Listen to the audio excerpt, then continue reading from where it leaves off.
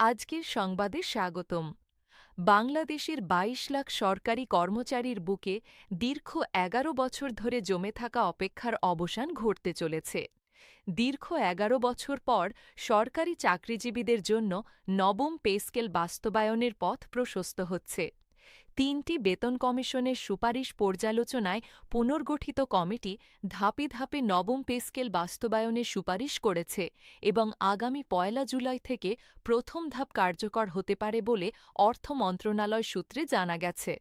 দর্শক, একটু পেছন ফিরে দেখা যাক। ২০১৫ সালে সর্বশেষ অষ্টম পে স্কেল ঘোষণা করা হয়েছিল। এরপর দীর্ঘ ১১ বছর অতিবাহিত হলেও নবম পে স্কেল বাস্তবায়ন হয়নি। ২০২৪ সালের ৫ আগস্ট পট পরিবর্তনের পর অন্তর্বর্তী সরকার নবম পে স্কেলের সুপারিশ প্রণয়নে পে কমিশন গঠন করে।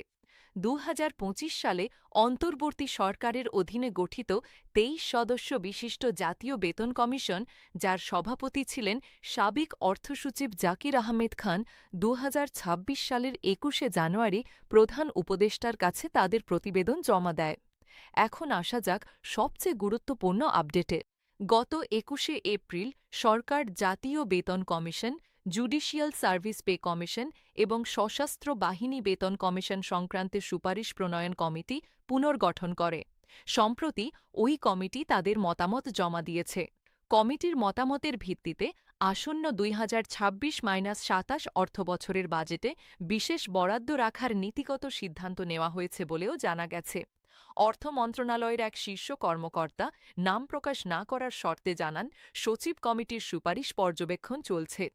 আসন্ন বাজেটে এজন্য বিশেষ বরাদ্দ রাখা হতে পারে।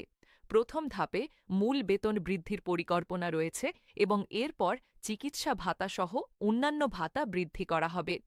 এবার জেনে নেওয়া যাক কতটুকু বাড়ছে বেতন। কমিশন সরকারি কর্মচারীদের বেতন ও ভাতা ১০০ থেকে ১৪২%, কিছু ক্ষেত্রে ১৪০ থেকে ১৪৭% পর্যন্ত বৃদ্ধির সুপারিশ করেছে। প্রস্তাবিত স্কেলে সর্বনিম্ন বেতন ২০,০০০ টাকা নির্ধারণের সুপারিশ করা হয়েছে, যেখানে বর্তমানে ২০তম গ্রেডের কর্মচারী পাচ্ছেন মাত্র ৮,২৫০ টাকা মূল বেতন। এবারের প্রস্তাবনায় গড়ে প্রায় ১০৫% বেতন বৃদ্ধির সুপারিশ করা হয়েছে। তবে নিম্ন গ্রেডগুলোতে, অর্থাৎ ১১তম থেকে ২০তম গ্রেডে বেতন বৃদ্ধির হার ১৪০% পর্যন্ত হতে পারে। দর্শক, সরকারের বাজেট সীমাবদ্ধতার কারণে সব সুবিধা একসঙ্গে দেওয়া সম্ভব হচ্ছে না। তাহলে প্রথম ধাপে কারা অগ্রাধিকার পাবেন? সূত্রমতে, নতুন বাজেটে বেতন ভাতা ও পেনশন খাতে অতিরিক্ত ৩৫,০০০ কোটি টাকা বরাদ্দ রাখা হচ্ছে। এই অর্থ দিয়ে প্রস্তাবিত বেতন কাঠামোর মূল বেতনের অর্ধেক বাস্তবায়ন করার পরিকল্পনা রয়েছে। পেনশনভোগীদের জন্যও রয়েছে বড় সুখবর। যারা বর্তমানে মাসে ২০,০০০ টাকার কম পেনশন পান, তাদের জন্য ১০০% পর্যন্ত পেনশন বৃদ্ধির প্রস্তাব করা হয়েছে। অর্থ বিভাগের পরিকল্পনা অনুযায়ী নতুন স্কেল কার্যকরের প্রথম ধাপেই এই ক্ষুব্ধ পেনশনভোগীদের অগ্রাধিকার দেওয়া হবে।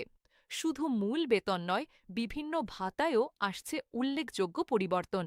প্রস্তাবিত কাঠামোতে ১১তম থেকে ২০তম গ্রেডের কর্মচারীদের টিফিন ভাতা বিদ্যমান ২০০ টাকা থেকে বাড়িয়ে ১,০০০ টাকা করার সুপারিশ করা হয়েছে। এছাড়া সকল পর্যায়ের কর্মচারীদের বৈশাখী ভাতা ২০% থেকে বাড়িয়ে ৫০% করার বিষয়টিও শুরুর অগ্রাধিকার তালিকায় রয়েছে। সামাজিক নিরাপত্তার অংশ হিসেবে সরকারি কর্মচারীদের কোনো প্রতিবন্ধী সন্তান থাকলে তাদের জন্য মাসিক ২,০০০ টাকা ভাতার প্রস্তাব করেছে কমিশন এবং অর্থ বিভাগ। এই মানবিক প্রস্তাবটিকে প্রথম ধাপেই কার্যকর করার বিষয় ইতিবাচক অবস্থানে রয়েছে। তবে সরকারি কর্মচারীরা কি এই ধাপে ধাপে বাস্তবায়নে সন্তুষ্ট? দীর্ঘদিন ধরে নতুন পে স্কেল বাস্তবায়ন না হওয়া এবং ক্রমবর্ধমান দ্রব্যমূল্যের চাপে বিপাকে পড়া সরকারি কর্মকর্তা কর্মচারীরা এবার সর্বোচ্চ ২ ধাপে পে স্কেল বাস্তবায়নের দাবি জানিয়েছেন। সংগঠনের সদস্য সচিব আশিকুল ইসলাম বলেন, বর্তমান বাস্তবতায় কাজ বেশি, মাইনা কম, এই অবস্থার মধ্য দিয়ে তারা যাচ্ছেন। তাই দ্রুত ও কার্যকরভাবে ২ ধাপে পে স্কেল বাস্তবায়ন এখন সময়ের দাবি। সংগঠনের পক্ষ থেকে জানানো হয়েছে, আসন্ন ২০২৬-২৭ অর্থবছরের বাজেটে নবম পে স্কেল বাস্তবায়নের জন্য বরাদ্দ না রাখা হলে সরকারি কর্মচারীদের মধ্যে অসন্তোষ ও ক্ষোভ বাড়তে পারে। নতুন বেতন স্কেল কার্যকর হওয়ার তারিখ থেকে বর্তমানে প্রদত্ত ১০% ও ১৫% বিশেষ ভাতা প্রচলিত নিয়মে সমন্বয় করা যেতে পারে বলে সুপারিশে উল্লেখ রয়েছে। অর্থ মন্ত্রণালয় সূত্রে জানা গেছে, ২০২৬-২৭ অর্থবছরের জন্য প্রায় ৯,৩০,০০০ কোটি টাকার বাজেট পরিকল্পনা চলছে। এর মধ্যে নতুন পে স্কেল আংশিক বা পূর্ণাঙ্গ বাস্তবায়নের জন্য প্রায় ২৫,০০০ কোটি টাকা আলাদা বরাদ্দের সম্ভাবনা রয়েছে। দর্শক, সংক্ষেপে বলতে গেলে নবম পে স্কেল বাস্তবায়নের প্রক্রিয়া আনুষ্ঠানিকভাবে গতি পেয়েছে এবং উচ্চ পর্যায়ের কমিটির সভায় পে স্কেল বাস্তবায়নের বিভিন্ন কারিগরি ও নীতি নির্ধারণী দিক নিয়ে ফলপ্রসূ আলোচনা হয়েছে। এখন দেশের ২২ লাখ সরকারি কর্মকর্তা কর্মচারী এবং লাখো পেনশনভোগীর দৃষ্টি নিবদ্ধ আসন্ন বাজেটের দিকে। সরকার কি সময়মতো প্রতিশ্রুতি পূরণ করবে? উত্তর মিলবে আগামী জুলাইতে। এই ছিল নবম জাতীয় পে স্কেলের সর্বশেষ বিশেষ প্রতিবেদন। সংবাদের সাথে থাকার জন্য আপনাকে ধন্যবাদ।